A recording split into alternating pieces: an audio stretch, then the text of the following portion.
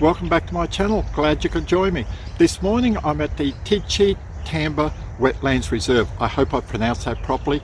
It's at the end of Deepwater Bend in the Moreton Bay Shire. Nice little area. Sometimes there's quite a lot of bird life around, and I've been walking around now for about half an hour. I have seen quite a few birds, but a lot of them have just been up in the trees, so it's really a waste of time trying to photograph them. Sometimes they're just hiding in the bushes, but does that worry me? Not at all. I really like seeing wildlife. Whether I take a photo of them or not, it's just great to see wildlife, especially bird life. And this morning I came here to photograph the bird life that was around. Now, I've already seen this morning red-browed finches, sacred kingfishers, blue fairy-wrens, quite a few other species that I've just heard their calls but haven't been able to see them. I've seen a peregrine falcon who was just way too quick for me to capture a photo of them.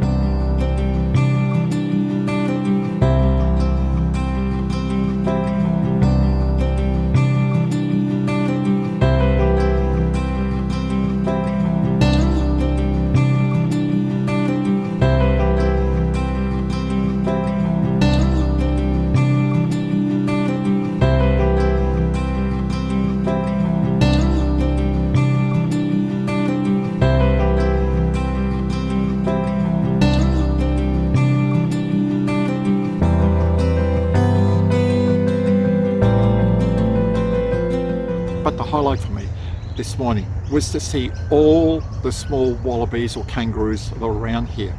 It's breeding season at the moment, so there's a lot of little joeys around. And I guess my focus has changed from photographing the bird life to photographing all these kangaroos that are around, because you don't often get the chance of actually seeing all the little joeys around. And I've gotten a couple of great pictures and I'll share them now.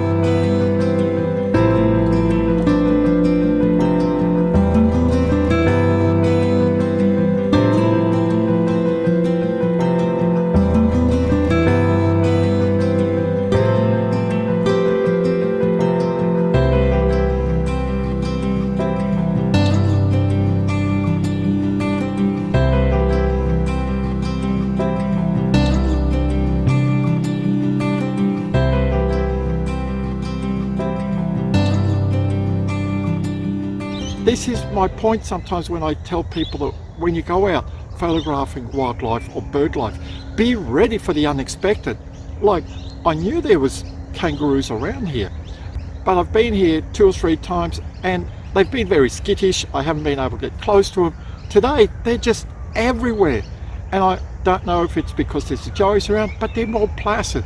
I've been able to get very close to them, and I've been able to get the mother and the joey lying down in the grass. I've got a couple where the joey's just sticking its head out of the pouch, and it's just great. I like taking photos, but for me, being a dad, it's going home and sharing these photos with my daughter, who's also very keen in wildlife, but so early in the morning that she just wants to have a sleep in. And I found this morning for me very satisfying. I'm only about halfway through my walk. I'm hoping to see more bird life, but if it doesn't happen, it's no big deal for me. I've already so well satisfied of what I've seen this morning. So now I'm going to stop and walk around and try to show you some of the kangaroos or the wallabies that are around here with their joeys. Now I can see there's a joey hanging out of the pouch.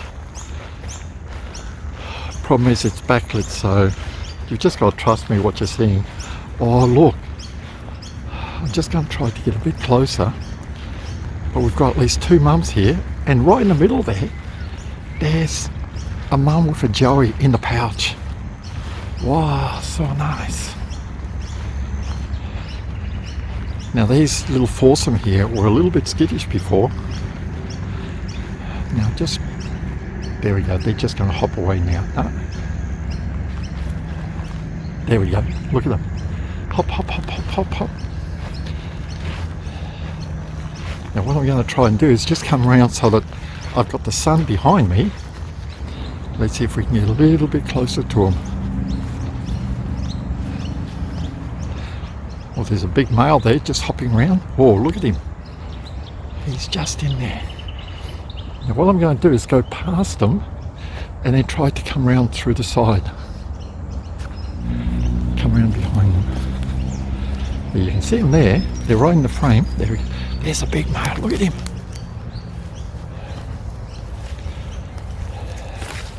Oh, look. Right in front of us there.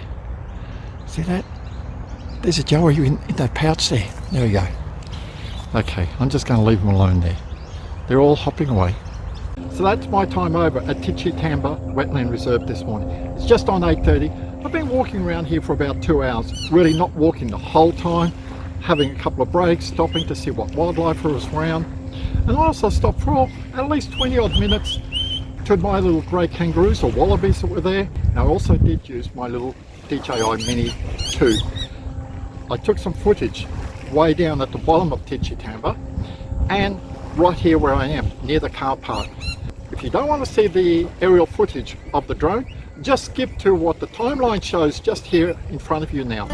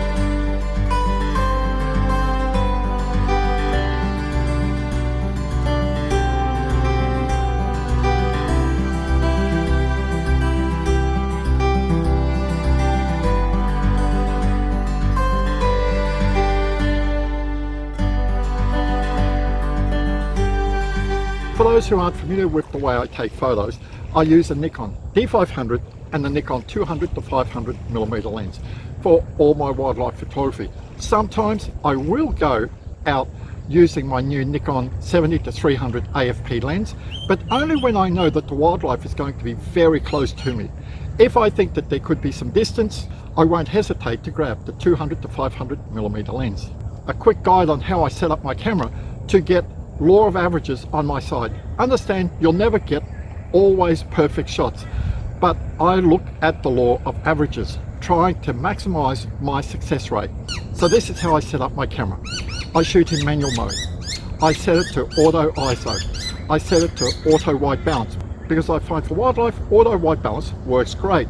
Now in manual mode, I control my shutter speed and my aperture, but my aperture stays at f5.6. I shoot wide open all the time. This gives me the least amount of depth of field because that's what I want. I want separation between whatever I'm photographing and the background. And if people tell you that you're not going to get sharp photos at f5.6, they're mistaken. I shoot all my photos at f5.6, then I just use my shutter speed to control what I'm photographing. So my minimum shutter speed is normally 1/400 to 1/500 of a second. If I feel that like there's birds in flight around me, I won't hesitate to 1/2,500 of a second, especially if it's an egret like looking around the lake and it's hunting and I can see that it's actively hunting. Then I'll quickly increase my shutter speed so that when it dives for the fish, I'm going to get that nice crisp image of the water droplets in the air and the chance of actually seeing it catch a fish. But most of the time I'm shooting between, let's say, 1/600th of a second to about 1/1000th of a second. At this time of the day, like 8:30 in the morning, early October, I'll set it to at least 1/1000th of a second because it's so bright that I know my ISO is going to be very low. If it's very early in the morning or very late in the afternoon, then I might look at reducing my shutter speed to, let's say, 1/400th of a second. But I'm always looking out for if there's a chance that something is going to be moving. If a bird, a kangaroo or a lizard is moving, then I'll quickly bump up my shutter speed. Don't worry about auto ISO, it's your friend. Don't think of high ISO as your enemy. Think of an underexposed image as your enemy. Because if it's underexposed, you go into Adobe Lightroom or Photoshop or whatever your editing program is, then try to drag out the shadows in your underexposed image. That's where the noise comes in. So it's better to have a higher ISO, a well-exposed image, than a lower ISO and an underexposed image. And my metering is set to center weighted. I find most of the time that is the best metering for me. For example, if I'm shooting a crow against a bright sun, then I will set it to spot metering, just so that I can actually get some detail in the crow. Doesn't matter if the background's blown out, that's not a problem for me. I'm just interested in what I'm photographing to be as correctly exposed as possible. But I try not to actually shoot into the bright sunlight because that's really making your life quite hard. So if you found value in this video, give me a thumbs up, enjoy your wildlife photography, and I'll see you next time.